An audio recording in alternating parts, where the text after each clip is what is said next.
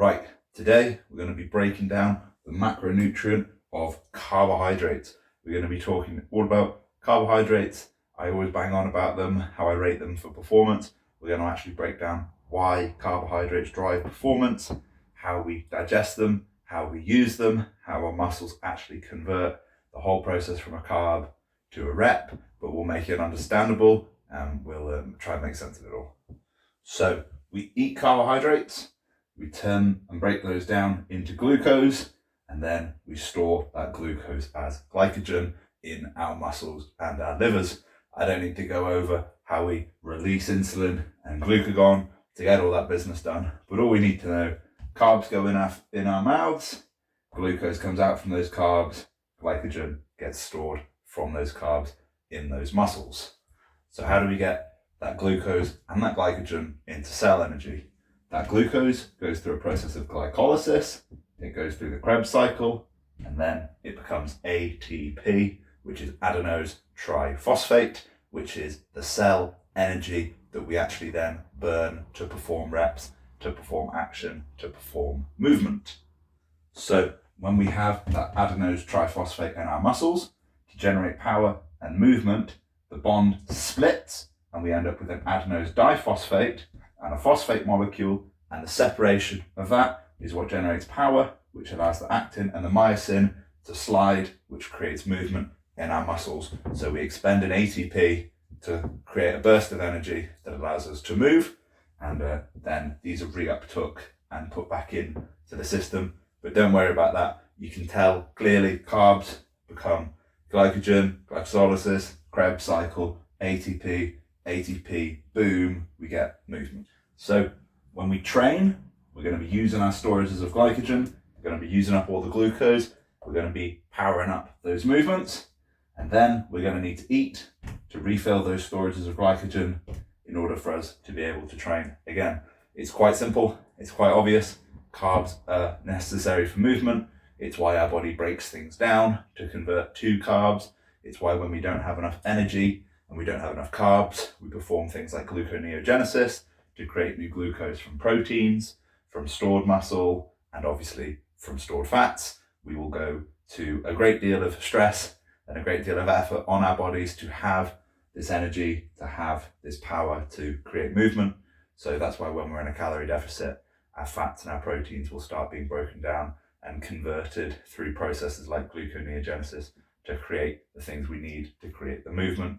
So to break that down a little bit, fats become glycerol and fatty acids, and that glycerol can go through gluconeogenesis to become glucose. Some glucogenic amino acids and proteins can go through the process of gluconeogenesis to become glucose and become energy, and fructose goes straight to the liver where it then becomes glucose. So fructose, proteins and fats are not ideal sources to get these carbohydrate energy forms, to get this glucose from. Fructose obviously goes through the liver first, so it's slowed down. Proteins require gluconeogenesis, fats require a little bit extra, and all of that extra baggage and process means they're not as efficient to uptake to fill up those glycogen storages to fuel our energy and our workouts. So especially in the case where things perform gluconeogenesis, that creates quite a lot of oxidative stress on our bodies. So that's why when we're in a calorie deficit, we do feel a little bit bad, because the process to do is actually stressful on our body. The fructose in the liver to the glucose isn't stressful, don't worry about it. You can eat all the fruit you like. It's just fruit is not optimal as like a intra-workout, pre-workout or post-workout, because it has to go through that liver first. So simple sugars are king for sort of that application. So we know how carbs fuel our training. Now let's talk about the other benefits they have. They will support our recovery.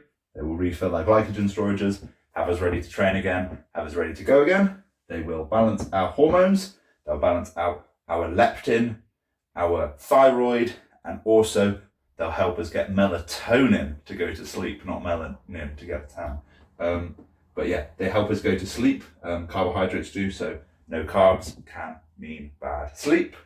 They also have a protein sparing effect, meaning that if we're in a deficit, our body will look to use those carbohydrates first, so it won't go and tuck into that protein or that stored muscle to get energy. So big big wins for carbohydrates, which bears the question, if they're so good, how much of our diet should we make up of carbohydrates? So we've got all these good things. We might think we want to eat loads and loads of carbs. How much is loads and loads of carbs? If we're eating a few thousand calories, say 2,000 calories, and we weigh 200 pounds, and we're saying we need a gram per pound of body weight of protein, that would be 200 grams of protein, that's 800 calories, that leaves us 1,200, then we might want, as many carbs as we can from that 1,200. So we might, say we want 300 grams of carbs and we'll have all of that 1,200. That would mean that we don't get any fats, which isn't a good thing. We do need fats to support our hormones. We've obviously mentioned hormonal balance here. Carbs play a role in that, proteins play a role in that, fats play a pretty important role in that as well. So we can't just not eat fats. It's pretty hard to just not eat fats because most foods have trace amounts of fats in them, but to have healthy fats, polyunsaturated fats, monounsaturated fats, fats from vegetables and nuts and seeds, and those sorts of things, not animal fats with cholesterol, the healthy fats that we want, or fats from fish, oily fish, high in omega-3s, EPA and DHA. We do need to eat fats. So in that case where we're eating 200 grams of protein and we've only got 1,200 calories left to play with, it's like, yes, we could have 300 grams of carbs, but we'd be much better having a healthy 50 grams of fat, take up 450 calories so, and have the rest from carbs, so have 750 calories or 800 calories of carbohydrates in that case. So that would be like the 200 sort of gram range and the rest from fats and proteins. But if we're looking at getting a bigger intake, so if somebody's on 2,000 calories and they're 200 pounds, they're on a pretty big deficit. So they'll be pretty down there on the amount of carbs they can eat. So if we're looking at going up there and we're bulking, how many carbs can we eat? So if our protein is locked in at 1 gram per pound and we don't go any less than that, and our fats are locked in and we don't go any less than 50 grams, if we're 200 pounds, say, that's 200 grams of carbs, 50 grams of fats, that will be 450 calories from fats, there will be 800 calories from proteins, that's 1,250 calories. What if we need to eat 3,000 calories? Well, we've got 2,750 calories left that we can get all from our carbohydrates. Carbohydrates, 1 gram, 4 calories, protein, 1 gram, 4 calories, fats, 1 gram, 9 calories. So we've got, as many calories as you can from carbohydrates. If we've got 2,750 calories from carbohydrates, damn, we're eating good. We're eating 700 grams of carbs, close enough, near enough to, which is quite a lot. So people will say, okay, 1 gram per pound of protein isn't sufficient. If we're eating all these carbs, none of those proteins are going to be going to energy. All of our energy is going to be coming straight from carbs, and the protein is just going to be doing what protein is meant to do, which is protein's job, repair muscles. Fats are just going to be doing what fat needs to do, which is hormones. They're not going to be providing our energy. Neither of these are going to be going through gluconeogenesis to become glucose. It's all going to be coming from our glucose, from our carbs. So we don't really need this protein to go very, very high. We can argue, we can look at science, we can say that yes, we can get more from more, but if we're looking at fueling our training performance, we're going to fuel better training performance from more carbs than we are from more proteins, whereas we're not going to synthesize super physiological amounts of protein by eating, say, like 2 grams per pound, 3 grams per pound, 4 grams per pound, just these ridiculous high protein intakes. That's going to be pulling away from the amount of carbohydrates that we can eat unless we're creating a massive surplus. And if we're in a massive surplus, why would we not want that to come from carbs, keep the fats nice and low, and have the proteins just as much as we need? So if we were to imagine, we said, oh no, I'm a wallard, I'm a big lad, I trust science, we're going to say, oh no, we're only going to have 2 grams per pound, and we're not going to go any less than that. All of a sudden, that 200 pound guy is eating 400 grams of carbs, which is quite a lot. I feel sorry for his toilet. I feel sorry for his flatmate. He's going to be one stinky boy. He's going to stick to that 50 grams of fat. All of a sudden, he's just gone and lost himself, quite a lot of calories that he could have as carbohydrates. And he's gone from eating somewhere like 700 grams of carbs all the way down to 500 grams of carbs, which has gone from an insane amount, which is like crazy pumps, can pretty much eat whatever he wants, massive intra-workout. Every meal he's probably going to have a big carb source like a rice, a potato, an oat, a cream of rice, fruits, veggies, everything. And he's stripping that all back, and now he's eating more meat, more shakes, more of these protein sources, which are more expensive.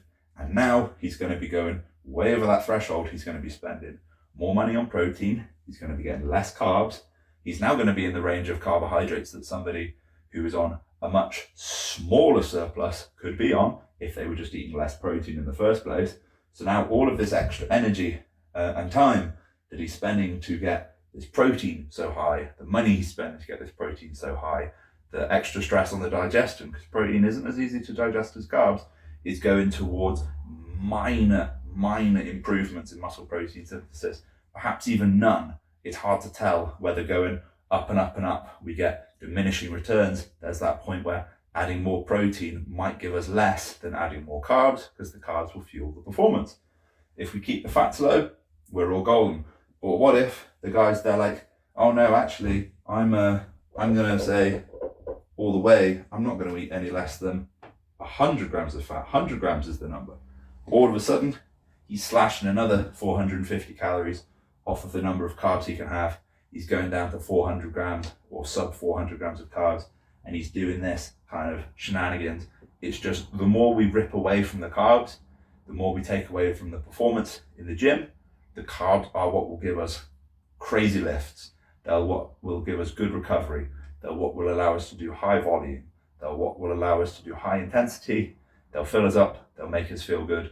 They are really, if you've not ever eaten loads and loads of carbs, and you're sort of stuck to this dogma of, I need 2 grams per pound, and I can't eat less than 100 grams of fats, I need high fats to be healthy, and you're eating lots of red meat and eggs and butters and nut butters and all these sorts of things and avocados to get your fats up to that 100 grams onwards, you're going to be missing out on the sort of benefits you could have if you said, no, I'm going to be sensible, I'm going to say no less than 50, no more than 50, I'm going to try out on 1 gram per pound, and I'm going to get carbohydrates to do all of the heavy lifting. All of the rest of the work is going to come from the carbs. If you haven't tried that, don't knock it. Try it, see how you feel. You'll definitely get some crazy pumps. You'll get some crazy visuals. You'll look a lot bigger. You'll look a lot fuller, trust me. And the point is, when you start to spill over, what we mean by spill over is you've eaten too many carbohydrates, basically, and your body goes, okay, I can't actually store all these as glycogen anymore. So you end up holding a lot of extra water subcutaneously as sort of these carbohydrates float around and just attach to more water, because 1 gram of carb in your body stored as glycogen will hold on to about 3 to 4 grams of water. So when we up our carbs, our body weight goes up quite significantly because we hold on to more carbs, we hold on to more water, we look bigger, we look fuller, and when we spill over, we're basically over full. And you can easily tell if you do like a couple really high carb days in a row. You might have one day where you look really good and pumped and it's like, oh my God, I'm amazing. And then the next day you're there like, oh, I look a bit bloated and watery and fluffy. You've not gained a bunch of fat. You're just holding on to a bunch of water. If you have a couple low carb days or no carb days, that'll flush out and you'll go back to just being a bit full and round and bubbly. But if you're never going up to the point of having high carbohydrates where you even know what spilling over is, you're not eating enough carbohydrates, basically. That's sort of the feel out of, am I eating too many carbohydrates? If you have days where you've clearly spilled over, the answer is yes, you need to pull it back a bit. But you can't really do that sort of gauge with fats and proteins to see if you're eating too many fats or if you're eating too many proteins. There isn't like a visual tell of, oh, am I eating too much protein? Oh, am I eating too much fat? It's more like just like a vibes and a feeling thing. Too much protein will obviously be bad for your digestion. You'll definitely get wind, like the whole protein fart bodybuilder meme thing. That is basically you eating too much protein. You can't digest it. Your body's running into trouble. And then the too much fat thing, it's like, how do we really gauge if we're eating too much fat? Like if we're gaining excessive body fat, we can just say, oh, it's too many calories. We can't really blame it on fats on its own, even though extra fats, when we're in a surplus, they don't need to be stored as energy. They don't need to go through the process of gluconeogenesis. They don't need to get broken down at all. So it's just a direct pathway for the dietary fats to get stored as body fat because they don't need to be broken down our bodies, they're like, whoopee, I've got all the energy I need, a bunch of fats have entered the system, well, we might as well shelve them for later, and you get fatter and you get fatter and you get fatter. So as we have more carbs in the system, we've got more insulin bouncing around, and those fats sort of just get put straight on the shelf when we're in a big surplus. So that's why we need to keep those fats nice and low. So I hope I've been able to convince you that carbs are in fact king. I hope you've taken away something from this, learned something from this new. We didn't really talk about fiber, insoluble, soluble fiber. I feel like that's a whole different topic, all to do with digestion and sort of like the blunting hunger and slowing down the digestion and lowering the insulin spike curve and that sort of thing, which we can go into. I'll talk about insulin, I'll talk about fiber, I'll talk about fats, I'll talk about that sort of thing in the future video. But for now, I'd like you to like, subscribe, leave a comment, tell me your opinion on carbs, if you think they're as good as I think they are, or if you've got a different opinion altogether. What's your favorite carb source? How many grams of carbs do you eat? How many grams of fats and proteins do you eat? How many grams of carbs do you think is too much to eat? Because, some people, if they're not doing their fasted cardio, they're not on top of their insulin sensitivity, and they're not low body fat, they might have a big trouble getting their carbs to do all the work that you can when you're at a lower body fat with a higher insulin sensitivity. So tell me your thoughts in the comment section down below on carbs. I think carbs are king. I'm going to be running high carbs for a long, long time. But yes, thank you very much, guys. I'll see you.